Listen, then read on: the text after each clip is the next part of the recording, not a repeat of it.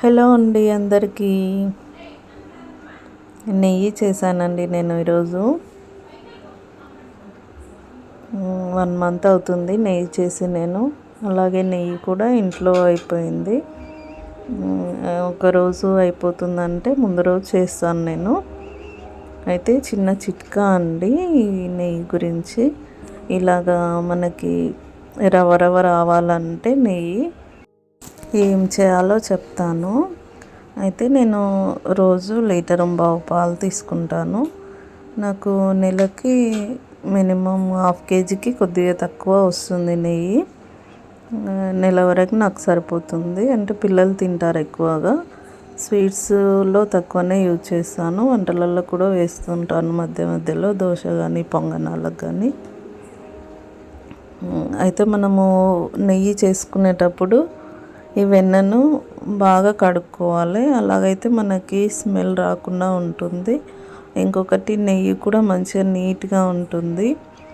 ఈ వాటర్ అనేది కడిగినప్పుడు మనకి వాటర్ మనం పోసినప్పుడు నీట్గా ఎలా ఉంటాయో అలాగా ఉండాలి. బాగా వాటర్ ఇలాగ కనపడేటట్టుగా కడుక్కోవాలి. మనము నెయ్యి వెన్న చేసుకోవడానికి లాస్ట్లో సాల్ట్ కూడా వేసుకోవచ్చు. అయితే సాల్ట్ వేస్తే ఏమవుతుందంటే మనము ఏవైనా స్వీట్స్ చేసుకున్నప్పుడు పాలు పోస్తాం కదా, అప్పుడు పాలు అనేది విరిగిపోతాయి. అందుకని నేను సాల్ట్ ఏం వేయట్లేదు. సాల్ట్ వేయడం వల్ల ఏమవుతుందంటే అందులో ఏమన్నా బ్యాక్టీరియా అట్లాగా ఏమన్నా ఉన్నా కూడా పోతుంది. అలాగని వేస్తుంటారు. నేను దేనికన్నా యూజ్ చేసుకోవచ్చు కర్రీస్కి అని చెప్పేసి కొద్దిగా తీసి పెట్టుకుంటున్నాను. మొత్తం వాటర్ అంతా తీసేసుకున్నాక స్టవ్ మీద పెట్టి కొద్దిగా హై ఫ్లేమ్లో పెట్టి ఫస్ట్ హీట్ చేసుకోవాలి. మనకి గిన్నెకి ఏమన్నా ఉన్నా కూడా మొత్తము కరిగిస్తుంది. తర్వాత మీడియం ఫ్లేమ్లో పెట్టుకోవాలి. మొత్తం కరిగిపోయాక కొద్దిగా మనం స్లోగా చిన్నగా మంట మీద పెట్టుకొని నెయ్యి చేసుకోవాలి. కనీసము 40 మినిట్స్ అన్నా పడుతుంది నెయ్యి కావడానికి. ఎక్కువగా ఉంటే అయితే 1 అవర్ ఖచ్చితంగా పడుతుంది. నాకైతే 40 మినిట్స్ పడుతుంది ఈ నెయ్యి కావడానికి. ఇది హై ఫ్లేమ్లో పెట్టుకుంటే మొత్తం పొంగిపోతుంది. సో మధ్య మధ్యలో కొంచెం చిన్నగా పెట్టుకొని కలుపుకుంటుండాలి. దాదాపు అయిపోతుంది ఇది.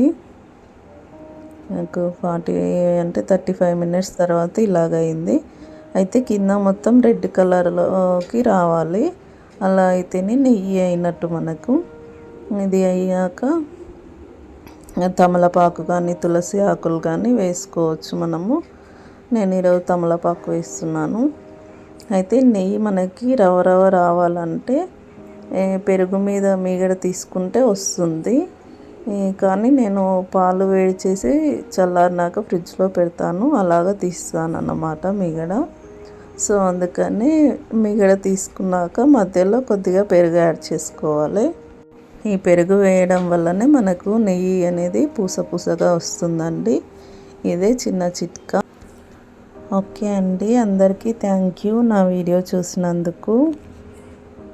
నెయ్యి అయిపోయిందండి, ఈరోజు చేసేసాను. So thanks for watching and please subscribe to my channel. Bye bye to all.